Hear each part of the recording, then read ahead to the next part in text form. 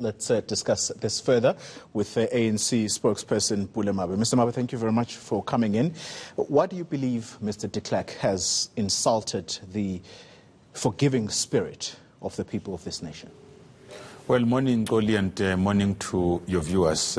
Clearly, Mr. de Klerk and his foundation's denial that apartheid was a crime against humanity is effectively spitting into the faces of the many of our people who had suffered the atrocities of apartheid, but also takes us back from the very project of reconciliation, of social cohesion, of nation building.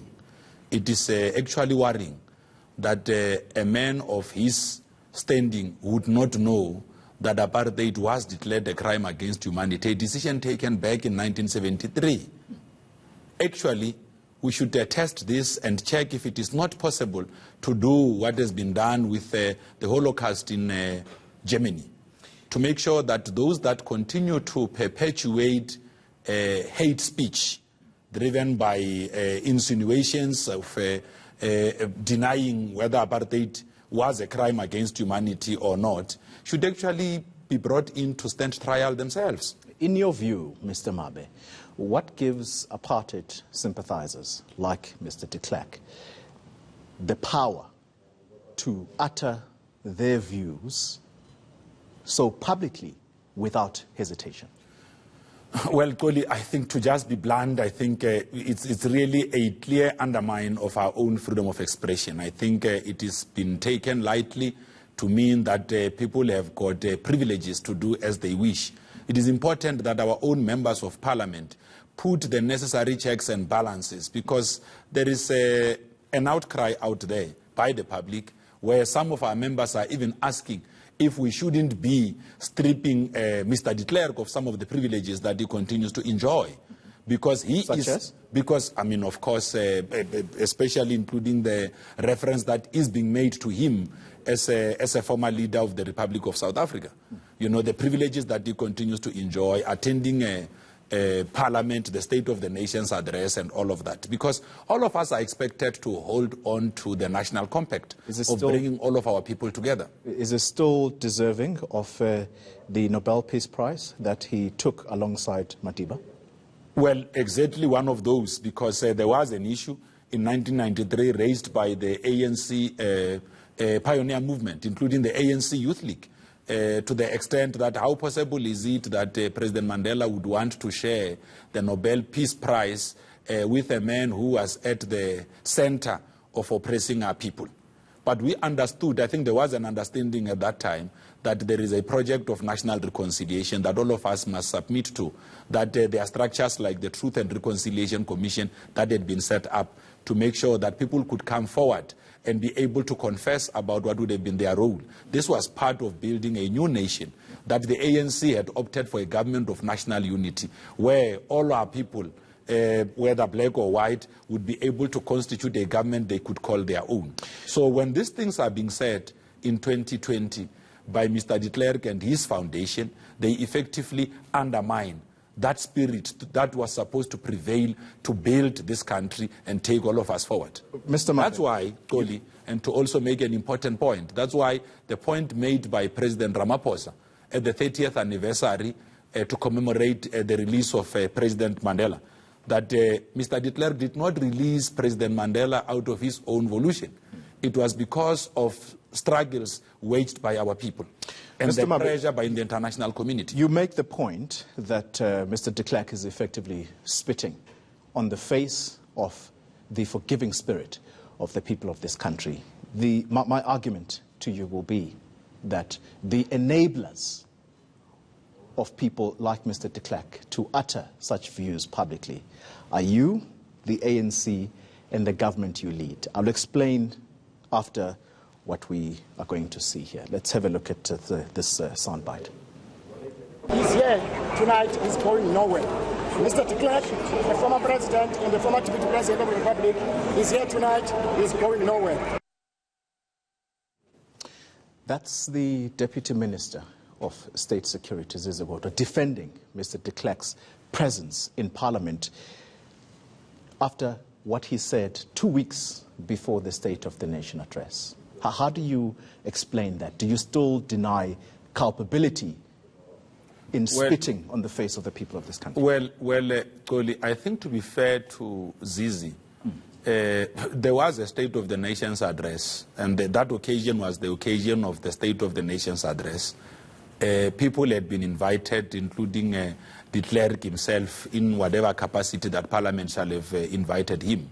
So it would not have augured well with the national mood when you are expecting people to pay attention to SONA, and there you are seen participating in activities that extracts people from Parliament. Of course, let me just conclude my point. Of course, those that would have made invitations to de Klerk and all others that were in the National Assembly, they themselves ought to have understood what would come out of some of these things. But SONA was not that kind of an occasion. Members of Parliament have got an opportunity. They will be debating the State of the Nation's address.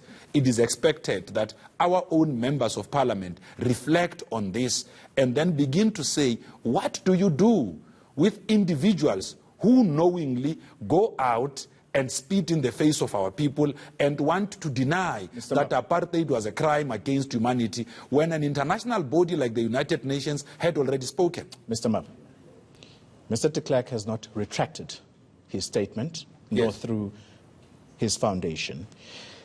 The question still stands that Mr. de Klerk has said what he's said, and it's nothing new, because the Desmond and Layer Tutu foundations has reminded us back then, during the TRC, that Mr. de Klerk refused utterly for the Nationalist Party government to accept responsibility for the apartheid policy. So, my question to you, do you still endorse his presence in that parliament? It is important, Koli, that when reflections are made by those that have been deployed, even by ourselves in Parliament, they begin to reflect on this and take strong decisions and be seen to be taking strong actions, and that suggests that if there is this kind of denialism, there is in no way that they will have to be seen continuing to associate with those that deny that there has been a groundswell attack on the integrity and standing of our people through a system called apartheid, which sought to segregate our people because of the colors of their own skin. I mean, in the statement that we issued as the ANC yesterday, we reflected on the number of people that shall have been arrested, killed, dispossessed, and all of that. Actually, we count the number to over 17 million between the 1920s and 1986, amongst others because of the past laws. So there is in no way that we cannot be seen to be taking action. Let me... Actually, it's a crime to deny that apartheid is a crime. Let me move us along on a separate issue. Yet more senior staff members in the office of the Public Protector, this time in the Free State, are claiming abuse at the hands of the incumbent leader, Mososiwe Mkhwebane. Has the ANC still not taken a position on her fitness for office? Well, Kole, I can tell you this, that the African National Congress has never sat in its National Executive Committee to reflect on the fitness of office, whether it's by Mkhwebane or any other person who leads Chapter 9. The last time you were here, Mr. Mabe, yes, I asked you the exact same question. And I said the same answer. Why is that? Do you understand the situation that is taking place throughout the country now? Let me come in. The African National Congress, as the leader of society, is seized with quite a number of issues.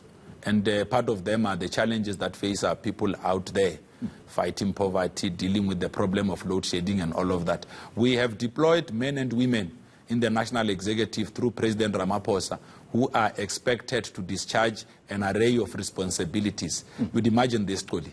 Immediately the NEC of the ANC start to sit in its normal sitting and start to discuss the fitness and unfitness of people to hold office and all of that, then it becomes a problem, because the NEC of the ANC itself never sit and decide or discuss deployments of people to various positions, right, whether it's in Chapter 9 institutions or not. All right, because of time, final question to you. Was it correct for senior ANC members like Mr. Mosebenzi Zwane, who's being probed by that office, by the way, to accept an invitation to Ms. Mkhwebane's 50th birthday? Well, as to how individuals relate and all of that, you would also agree with me here that before Mkhwebane is a public protector, she is also an individual. She lives in communities. She's part of and a you social see no problems with people who are being investigated by her office who belong to your parties? I don't, because the office of the public protector is not a personal office. Today it could be Busim Mkhwebane as the public protector. Tomorrow it might be Xoli Mgambi as the public protector. I think that we must isolate individuals from the official positions that they are expected to perform, because we believe that in the performance of their official responsibilities, they will be prudent, they will exercise maximum care and act with responsibility. All right. Pule Mabe, thank you very much for making the time to speak to us. He is the spokesperson for the African National Congress. Still to